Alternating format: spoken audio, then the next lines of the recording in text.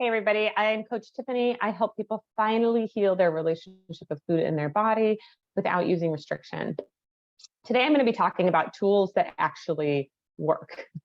So I was thinking about this concept because I'm living alone and trying to renovate a 1910 Craftsman, and was getting conflicting advice about what kind of lawnmower to get. And finally, I came across a blog that was talking about electric mowers, and which was something I'm interested in for the kind of environmental impact and the ease of them in terms of being able to plug it in and not having to get gas all the time. You know, gas prices are outrageous as well. And the blog was talking about how much more lightweight they are and how easy to start they are and how they're actually much better for most women and because of the lightweightness. And for me, I've had back injuries and things, so I was really intrigued by this idea and started thinking about tools in general. So, you know, power tools and these other things are not really designed to work for women. Typically, they're designed for men, right? And in research studies, and of course, I'm talking about genders in a binary sense. So folks who you know, have a stronger stature, right, bigger hands, and who maybe want something that is more powerful rather than something that's more functional and lightweight and easy to use. So, you know, when I was looking at ladders, for example, a lot of the ladders are super heavy. And for me, that's not going to really be easy to, you know, carry around the house and store and things like that. Get the ladder out. So I started thinking about this in terms of other applications. So we know that many of the tools out there, productivity tools and systems and things, are really for neurotypical people, right, and not for neurodivergent people. And we know that research studies are done typically on young white men.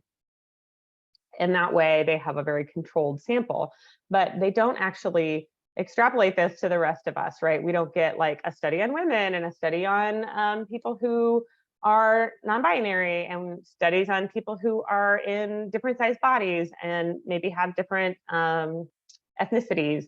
So we don't know often the efficacy of something because it isn't being tested on anyone other than white men.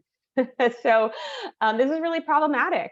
And it really hit home for me recently when I was talking with someone about functionality of talk to text, because I like to talk to, you know, I like to talk things out. I'm more verbal. Unfortunately, it's not used. It wasn't tested on women and women's voices. So primarily just like white dudes, and that's why it often can't read what I'm saying, and it's like not even worth doing it because I have to correct so much of what I've said. So I started thinking about this in terms of diet culture. And so diet culture, the idea is like there's this external should, eat this, not eat this, you know, sleep between fast between these hours, don't eat after this time, you know, all of these shoulds around food, check all these boxes and then you'll be perfect. And it just doesn't work like that. We are all unique individuals and we need tools that actually fit. We need to have a relationship with food in our body that actually fits us as individuals. So what does work instead is rejecting all of that, recognizing that it doesn't work not because there's something wrong with you. We don't need to try to contort ourselves and fit into this box, control or manage ourselves to fit into the box of diet culture. Rejecting diet culture and saying like, that's, first of all, we know it's BS. The research shows that it's not effective ever. And then in fact, it's harmful. It causes weight cycling and preoccupation with food and your body and a lot of shame, right? So it's not effective. There's nothing wrong with you that it doesn't work for you. And instead, really focus on developing a relationship with food and your body that's built on a connection with your body attunement, trust in yourself. So getting rid of all of that shame, forgiving yourself for all of that, getting curious and compassionate for yourself, and figuring out like, what does it really feel like when I'm hungry? You know, trusting that there's a reason that you're hungry and eating food, feeding yourself consistently, and learning how to actually have joy in food and feel a deep satisfaction while also really nurturing yourself and really nourishing yourself well.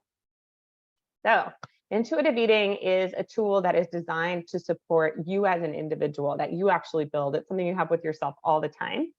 I remember a story that a client was telling about a friend who used to literally have this purse where she would pull out the scale anytime they would go out to eat, and she would like weigh her food at the restaurant. I can't even imagine having to carry a scale with me for always, forever, every time I go anywhere to eat.